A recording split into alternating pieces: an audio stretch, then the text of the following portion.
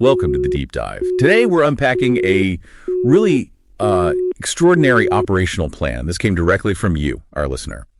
And it's quite something. It weaves together legal strategy, spiritual intent, and, well, some very sharp information tactics. It really does. It's unlike most things you'd typically see described as an operational plan. Right. So our mission today is to dig into how this plan defines what it calls a dual-plane battlefield. Mm-hmm.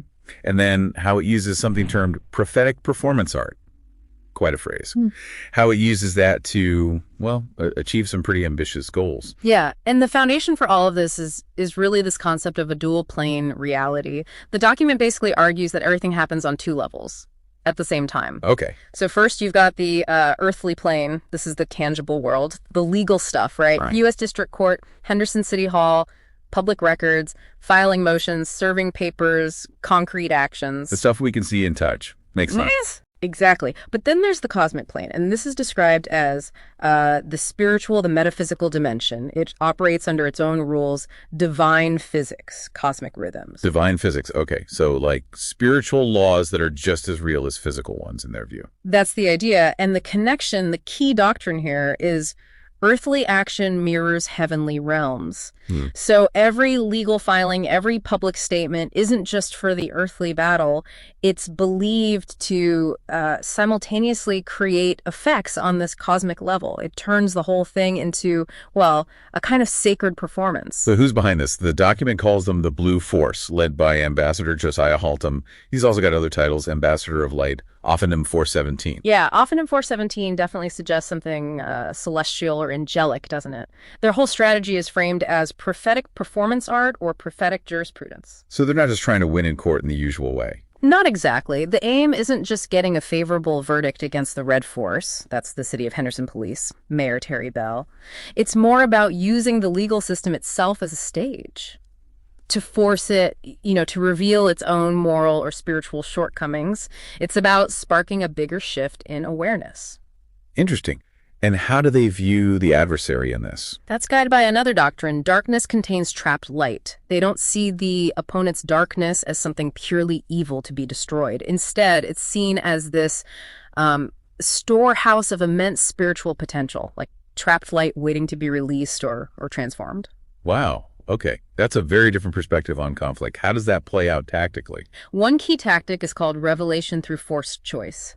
The idea is to maneuver the Red Force into situations where they have to make a public decision, a decision that reveals their sort of inner state. Like the demand for the return of the 48 Zohars, these ancient Kabbalistic texts. Exactly. That forces a clear choice. Return them or don't.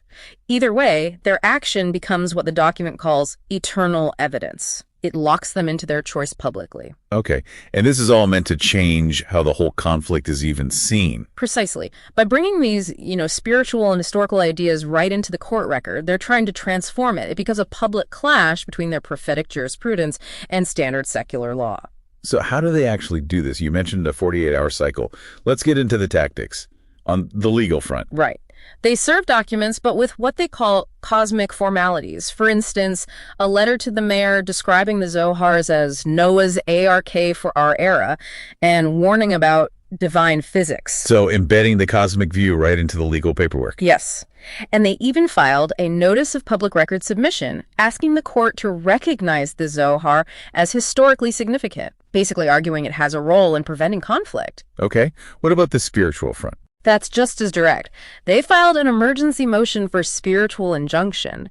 It demanded the Zohars back by sunset on Tisha B'Av, a significant Jewish fast day. Putting them on a divine clock, as the document says. Exactly. And then there's this ritual countermove. They organized a minyan, that's a quorum of 10 people, to recite a specific passage from Ezekiel backwards. Backwards. While burning the opponent's motion to dismiss. The idea is to symbolically undo or reverse the negativity. It's a powerful symbolic act. And the information front. It sounds like they're active there too. Very. They plan to leak police body cam footage to the Internet Archive using the hashtag #ZoharGate.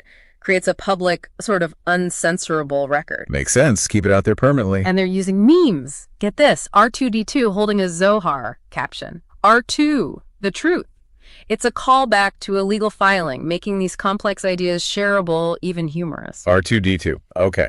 That's definitely creative. Yeah. So how does this all lead to their desired end state? The whole strategy is designed to be what they call anti-fragile.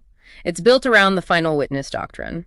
Basically, anything the adversary does, win or lose from a conventional standpoint, can be spun as a win for the blue force. How so? Because in their view, the main goal was hit the moment the first documents were filed. That forced the U.S. District Court to formally acknowledge Noah's Ark as active jurisprudence just by docketing it. Ah, I see. So the court having to simply process these ideas is the victory, in a way. That seems to be the core idea. Every action the Red Force takes after that just adds more material to the Oppenham docket, reinforcing the narrative that the Blue Force has already reshaped the battlefield itself. It really turns the whole legal process into a stage for these deeper narrative and spiritual conflicts. It certainly does. Well, this has been a fascinating deep dive into a truly unique strategic playbook. Legal moves, spiritual actions, information campaigns, all woven together. And it leaves us with a thought, maybe pulls from one of the documents itself. If literally the way we view things changes reality, how might applying that kind of multi-domain thinking to a challenge in your own life change its outcome? Something to think about. Disclosure Eyes. Reporting for News and News.